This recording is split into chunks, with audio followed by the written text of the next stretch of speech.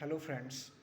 मैं आपका दोस्त बाल मुकुंद कुमार मिश्रा आज आपको बताऊंगा कि मॉडर्न एजुकेशन सिस्टम को गुरुकुल सिस्टम से इंटीग्रेट करने का मतलब क्या हुआ और क्यों इंटीग्रेट करें और कैसे करें। इसके बारे में एक overview I will show to you.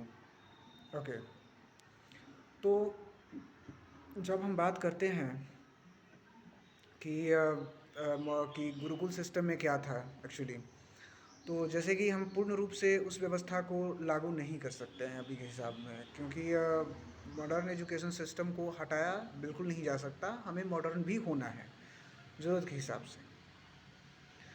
तो ऐसा नहीं है कि हमें मॉडर्न नहीं होना है। तो मॉडर्न एजुकेशन सिस्टम के साथ हम गुरुकुल सिस्टम को इंटीग्रेट करेंगे। तो कैसे करेंगे इसका मतलब क्या है कि शुरू से जो एजुकेशन सिस्टम हमारा एलकेजी से पोस्ट ग्रेजुएशन तक पीएचडी तक जो शिक्षा व्यवस्था है, जिसमें हम अलग अलग चाहे जो चीज़ें पढ़ रहे हैं, इंजीनियरिंग, एमबीबीएस,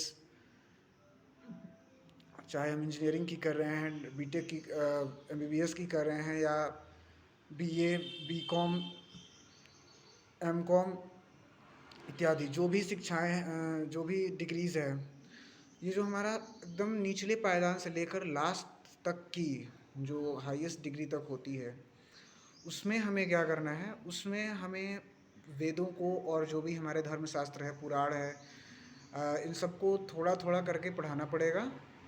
जैसे कि, और ये स्टार्ट करना है हमें एलकेजी से पढ़ाना है। बचपन से पढ़ाते हुए बच्चों को ये सब चीज़ें स्टार्ट करनी होगी। संस्कृत की शिक्षा सबसे महत्वपूर्ण चीज़ है कि संस्कृत की शिक्षा को हमें आगे तक कंटिन्यू करना पड़ेगा, हर तरह की पढ़ाई में शामिल करना पड़ेगा। चाहे इससे ये होगा कि व्यक्ति जिस तरह का जॉब कर रहा है करेगा अपना, ऐसा भी नहीं है कि पढ़ के हम, क्योंकि सिर्फ अगर गुरुकुल सिस्टम लगाते हैं तो लोग सवाल कर सकते हैं ना कि इसका क्या फ़ायदा होगा, ऐसे पढ़ने से तो पंडित ही बनेंगे, पंडित बनेंगे केवल अगर वेदों का अध्ययन करेंगे। तो वैसी बात नहीं है, उसको हम सिर्फ, क्योंकि क्यों ज़रूरत है इसकी, तो अब हम इसको समझेंगे। तो इंटीग्रेट करने का मतलब हुआ कि उससे जोड़ देना, ठीक है ना। गुरुकुल व्यवस्था को मॉडर्न एजुकेशन के साथ गुरुकुल व्यवस्था की कुछ चीज़ों को जोड़ देना। पूरी तरह से हम सब चीज़ें अप्लाई नहीं कर सकते हैं।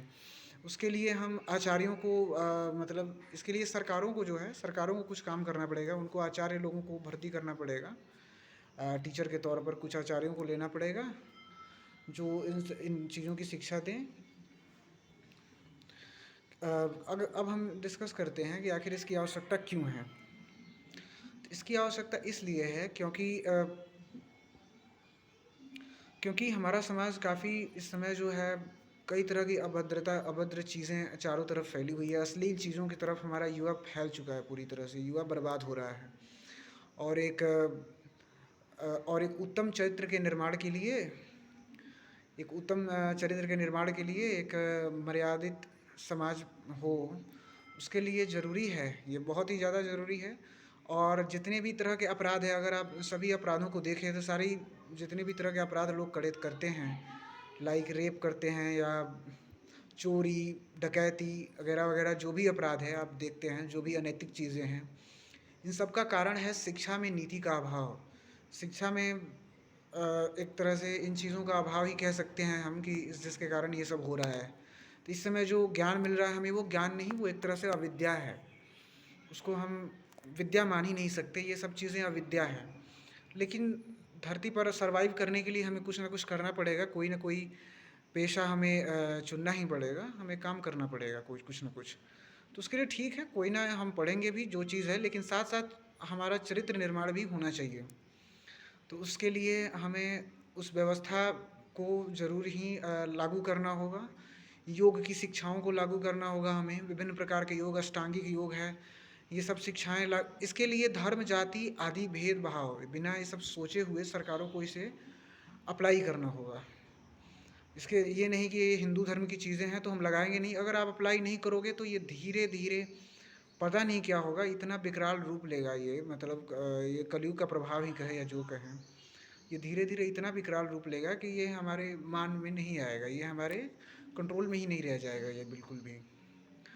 तो इसके लिए ये बहुत ही ज़रूरी चीज़ है कि हम पूरी तरह से एक उन्नत, आपको पता है कि छात्र देश के भविष्य होते हैं, इसलिए अगर हम छात्रों को एजुकेशन सिस्टम सही करेंगे तो ही जाके संभव है कि अच्छे नागरिकों का निर्माण होगा, और जिससे देश में विभिन्न प्रकार के अधर्म हो रहे हैं, मतलब विभिन्न प्रकार के लोग पाप कर रहे हैं, वो सब चीज़ों में कमी आएगी।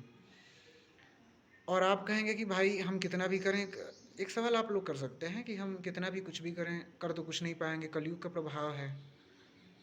कैसे नहीं कर पाएंगे आप आप क्या कली आप क्या कल भगवान कल की आने का इंतज़ार कर रहे हैं? तो अगर आप, बहुत लोगों का ये विचार है कि जब वो आएंगे वहीं धर्म की स्थापना करेंगे, भगवान कल की आएंगे तो ये वेट करना एक तरह से मूर्खता है आपकी। आप खुद को समझिए ना, जब भगवान, आपको पता है कब आते हैं? भगवान तब आते हैं जब कोई धर्म की रक्षा करने वाला बचता नहीं है। जब कोई भी नहीं बचता है धर्म बचाने के लिए, तब भगवान को आना पड़ता है। और अभी हम लोग तो हैं ही बचाने के लिए। हमें खुद को ही कल की भगवान समझना है, समझ रहे हैं ना? हम भगवान के अंश ही तो हैं। हम आत्मस्वरूप, हमारे अंदर भगवान आत्मा एक निवास करती है जो परमात्मा का स्वरूप होती है, जो परमात्मा का ही अंश होती है। तो आप उस आत्मा को ही समझिए। तो जब हम परमात्मा के अंश है तो हम परमात्मा की तरह सक्षम हैं पूरी तरह हर चीज़ करने में। हमारे अंदर हमारे अंदर आत्मा जो है वो परमात्मा का भाग है, परमात्मा का ही अंश है। इसका मतलब वो हम हर चीज़ कर सकते हैं जो परमात्मा कर सकते हैं। तो हालांकि कुछ चीज़ें हमारे अंदर दबी हुई होती हैं, उनको निकालने की आवश्यकता होती है। तो इसलिए हमें स्वयं को ही कल की भगवान मानना पड़ेगा सबको, कि भाई हमें, हमारा ये दायित्व है कि हम जितना कर सके धर्म को बचा सके, उसको बचाने के लिए जो कर सके हम करेंगे।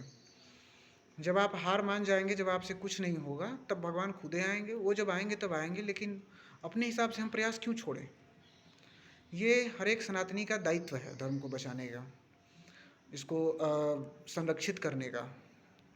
क्योंकि धर्म जब तक सुरक्षित रहेगा, और धर्म संरक्षित रहने का मतलब है कि हर जीवन के हर भाग में उसका इस्तेमाल हो, एक तरह से पूरा जीवन धर्म के आधार पर ही चले हमारा, कहीं भी अधर्म ना हो। तो इसके लिए शिक्षा व्यवस्था में हमें गुरुकुल सिस्टम को लाना ही पड़ेगा, बिल्कुल ही लाना पड़ेगा, कोई दूसरा रास्ता नहीं है। सरकारों को इसे लागू करने के लिए बाध्य करना होगा, चाहे वो जैसे बाध्य हो। आप लोगों की आबादी 100 करोड़ है, you are 80% of the total population of India. तो 100 करोड़ आबादी के आप लोग कुछ भी कर सकते हैं, तो आप लोगों को जगना पड़ेगा, आप लोगों को जगना ज़रूरी है। अगर आप लोग करेंगे तो सरकारों को आपके हिसाब से फ़ैसला ज़रूर लेना पड़ेगा, आप लोग अगर उसके लिए जागरूक होंगे तो। और ये बहुत ज़रूरी है, अगर आप चाहते हैं कि एक सही समाज का निर्माण हो तो ये बहुत ही ज़रूरी है। भगवान कल की तब तक नहीं आएंगे जब तक हम जैसे लोग बचे रहेंगे, मेरे जैसे लोग, आपके जैसे लोग जो मेरी तरह सोच रखते हैं, हम लोग जब तक बचे रहेंगे तब तक भगवान को यहाँ पर आने की अभी आवश्यकता नहीं है।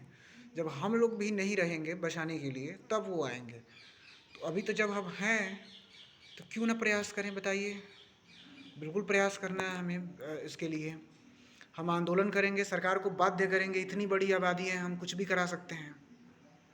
100 करोड़ की आबादी है हम लोग, कोई भी सरकार माने की बात हमारी। हमारा देश हिंदुस्तान है, तो जो हमारा, और वैसे भी वो, मतलब हमारा जो सनातन परंपरा है उसको जो लिखा गया था इतना, वो बहुत ही वैज्ञानिक और बहुत ही साइंटिफिक है। वो एक तरह से बात की जाए तो वो इतना साइंटिफिक है कि उसको समझना, क्योंकि वो भगवान के द्वारा डायरेक्ट बनाया गया व्यवस्था है, इसलिए इसे साधारण व्यक्ति समझ पाए, ये साधारण आदमी की समझ के बाहर की चीज़ है। लेकिन हम जैसे लोग समझाने का प्रयास कर सकते हैं थोड़ा थोड़ा।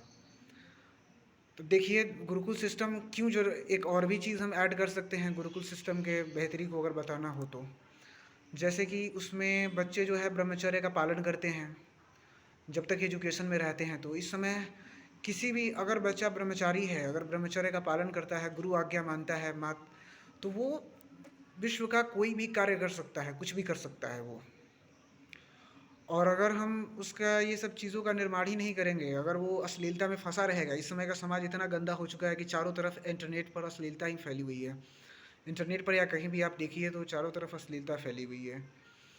तो अगर आप चाहते हैं कि, और इस समय में बच्चा का कोई कोई ही होगा, विरले होगा जो भगवान का भक्त होगा, वही अपने आप को इन चीज़ों से बचा सकता है। नहीं तो मैक्सिमम बच्चे इसके आक्रमण में फंस जाएंगे, इन सब चीज़ों में फंस के अपना जीवन बर्बाद कर लेंगे, और कर रहे हैं। बात यही है कि कर रहे हैं।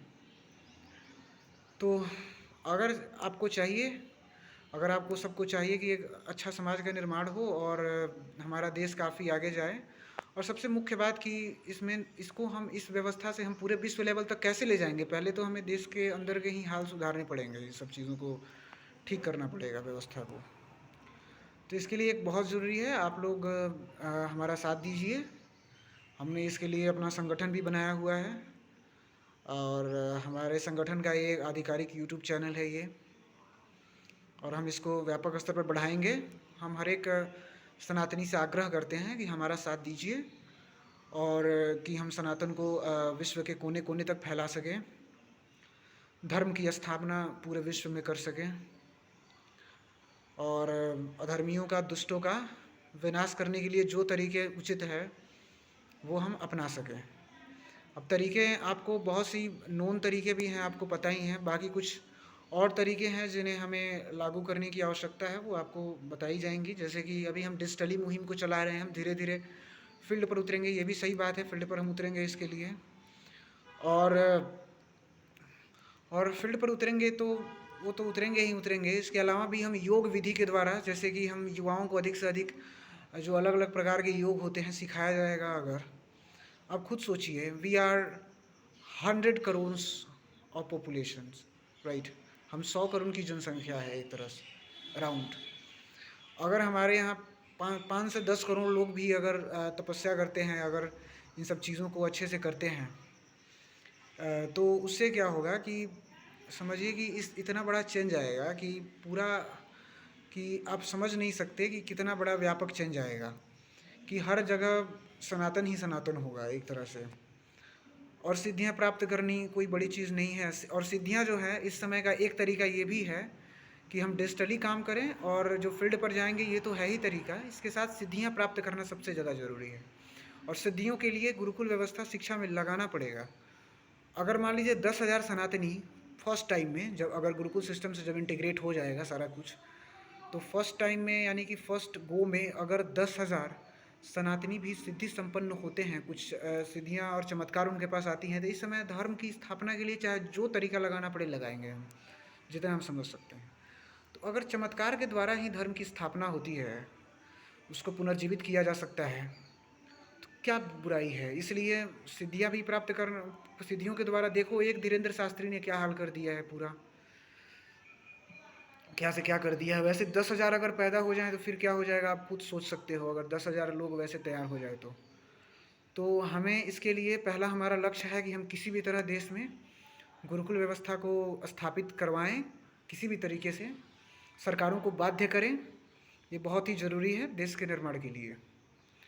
और एक और चीज़ हम लास्टली मैं ऐड करना चाहता हूँ इसमें, कि हम इस चैनल पर भगवत गीता और कुछ सनातन से ज़रूरी और भी शिक्षाएं और भ्रांतियाँ जो लोगों में रहती हैं, उन भ्रांतियों को दूर करने के लिए हम भी वीडियो सेशंस लाने वाले हैं धीरे धीरे। आप लोग इसका एंजॉय करिए, एंजॉय मत करिए, इसको सीरियसली लीजिए और इस पर अमल करिए, इसको अंतर मन में स्थापित करिए, और ज़रूरी सहायता पहुंचाइए, एक ज़रूरी सेवा करिए। एक सनातन के प्रति आपकी सेवा है एक तरह से देखा जाइए तो। जय श्री राम, जय श्री कृष्ण, हर हर महादेव, जय माँ भवानी, जय सत्य सनातन धर्म की जय हो, भगवान जी की।